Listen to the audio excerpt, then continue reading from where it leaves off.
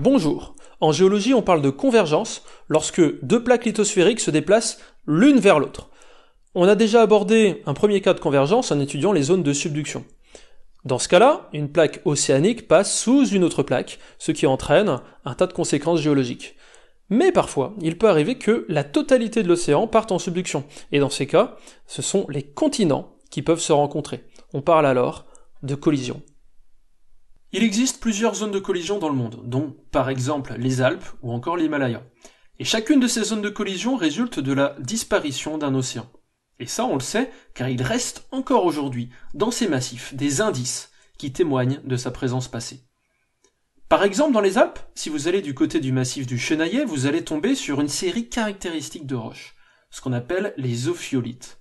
Ces ophiolites sont constitués au sommet de basalte en coussin, qui résultent d'un refroidissement brutal lié au contact entre la lave et l'eau de mer.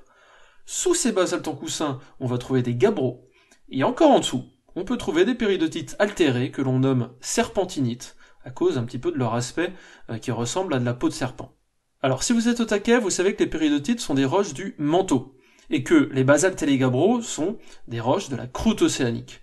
Du coup, ces ophiolites attestent bien de la présence de croûte océanique au niveau des Alpes, à une époque donnée, donc d'un océan. Et ce n'est pas tout, car si maintenant vous allez un petit peu plus au sud, du côté du mont Viso, vous pouvez y trouver des métagabbros à glaucophanes, donc des schistes bleus, qui se reconnaissent facilement grâce à la présence de ces glaucophanes qui sont de couleur bleutée. Et vous pouvez aussi trouver des éclogites, qui contiennent des grenats et de la jadéite. Or, comme nous l'avions vu lors d'une précédente vidéo, ces deux roches d'affinité océanique attestent d'une augmentation de pression importante, donc d'un enfoncement. Ces roches témoignent donc de la présence d'une ancienne subduction au niveau des Alpes. Donc comme on vient de le démontrer, il y avait un océan au niveau des Alpes qui a progressivement disparu. Cette disparition a permis de mettre en contact les bordures continentales qui étaient initialement séparées par de la croûte océanique. À ce moment-là, le continent peut partir brièvement en subduction, mais ça ne dure pas très longtemps. Car déjà, je vous rappelle que la croûte continentale est très épaisse, en moyenne 25 km contre seulement 6 pour la croûte océanique, et en plus, elle est moins dense, puisque sa densité, elle est seulement de 2,7, contre 2,9 pour la croûte océanique. Du coup, la lithosphère continentale a beaucoup de mal à partir en subduction. Et c'est pour cela que la subduction continentale se bloque rapidement. Et à ce moment-là, on dit du coup que les lithosphères entrent en collision. Et cette phase de collision va avoir des conséquences importantes sur les deux lithosphères continentales en présence. En effet, la convergence entre les masses continentales va générer des forces de compression, donc ce qu'on appelle les contraintes compressives, et ces contraintes vont déformer les matériaux crustaux, en occasionnant un raccourcissement, associé à un épaississement. À l'échelle de la croûte, ce raccourcissement-épaississement aura pour conséquence la surréaction de relief en surface, et d'un enfoncement du moho en profondeur, qui sera responsable de la présence de ce qu'on appelle une racine crustale. Au passage, il faut savoir que l'enfoncement de la racine crustale est beaucoup plus important que le relief occasionné. Par exemple, dans les Alpes, on voit bien sur cette carte que le moho sous la chaîne alpine est profond d'environ 45 km, alors qu'il est seulement de 30 km de profondeur en plaine. Cette racine crustale alpine peut également se constater grâce à la sismique réflexion. Alors ça, en fait, il s'agit d'une technique qui consiste à faire péter des charges explosives afin d'induire la création d'ondes sismiques qui peuvent être ensuite réfléchies sur différentes surfaces qui se trouvent en profondeur. En captant le retour des ondes, un petit peu comme à la manière d'un sonar, on va être capable de cartographier en coupe la présence des différents réflecteurs et donc d'en déduire les structures qui sont présentes sous nos pieds. Dans les Alpes, on a obtenu grâce à cette technique le profil écorce qui correspond à une coupe transversale de la chaîne. Et lorsqu'on interprète ce profil sismique, on se rend compte que le moho va jusqu'à environ 45 km de profondeur, ce qui confirme bien ce qu'on a vu tout à l'heure en carte. Et ce n'est pas tout, car ce profil écorce permet aussi de comprendre comment est accommodé ce raccourcissement. On voit en effet qu'il y a la présence de grandes failles qui viennent hacher l'ensemble de la croûte, comme si en fait la croûte était écaillée. Ces grandes failles, c'est ce qu'on appelle des chevauchements. Et ce sont ces chevauchements qui permettent d'empiler les unités géologiques les unes sur les autres, et donc d'épaissir la croûte. En surface, ces chevauchements peuvent provoquer la présence de ce qu'on appelle des nappes de charriage, c'est-à-dire le chevauchement de terrains géologiques de grande ampleur par-dessus d'autres. Les terrains de l'unité chevauchée sont alors appelés les terrains autochtones, alors que les terrains chevauchants sont qualifiés d'allochtones. Et ces nappes de charriage sont identifiables sur le terrain, car elles vont un petit peu venir bouleverser l'ordre des couches géologiques.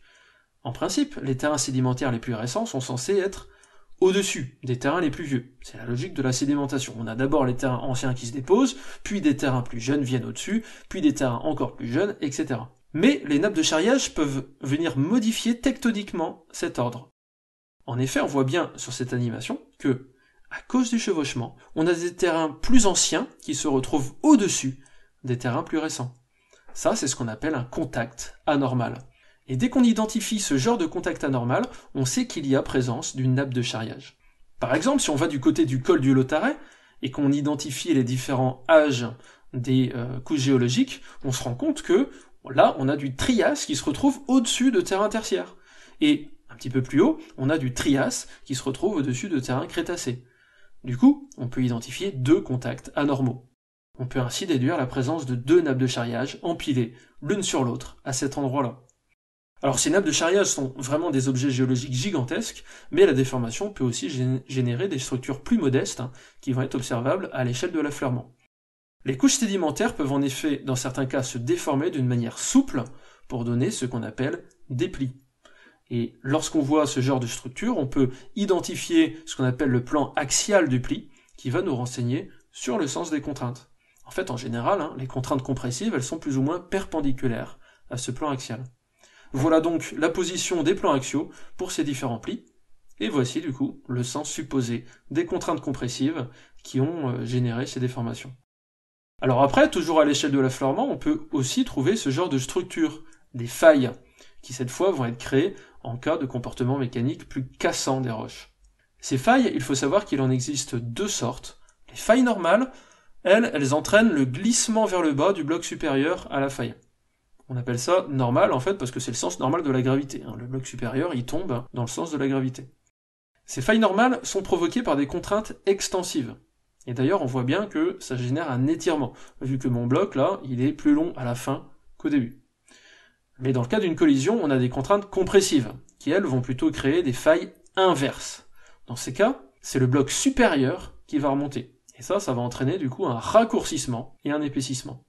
Ainsi, lorsqu'on identifie une faille sur le terrain, on peut facilement déduire si on est en présence de contraintes compressives ou extensives, suivant qu'on ait des failles inverses ou normales.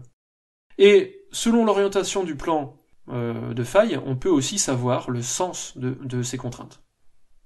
Nous avons vu que les zones de collision étaient des zones de convergence qui résultent de la fermeture d'un océan par subduction. La rencontre entre les deux masses continentales bloque la subduction, ce qui va entraîner des déformations importantes dans les deux plaques en présence. Ces déformations sont générées par des contraintes compressives, qui peuvent être décrites à différentes échelles. À l'échelle de la croûte, on a des reliefs et une racine crustale qui apparaissent. À l'échelle des paysages, on a des empilements d'unités géologiques qui va être permis par la mise en place de nappes de charriage. Et à l'échelle de l'affleurement, suivant le comportement des roches, on aura des plis et des failles inverses. Dans tous les cas, ces déformations permettent un raccourcissement associé à un épaississement de la croûte continentale. Les processus de collision sont responsables dans le monde de la création de plusieurs chaînes de montagnes, comme les Alpes ou encore l'Himalaya. Mais ces chaînes de montagnes ne sont pas éternelles, car lorsque la convergence s'arrête, des processus d'érosion vont progressivement effacer ces reliefs. Mais ça, c'est une autre histoire. Alors je vous dis à bientôt pour de nouvelles vidéos.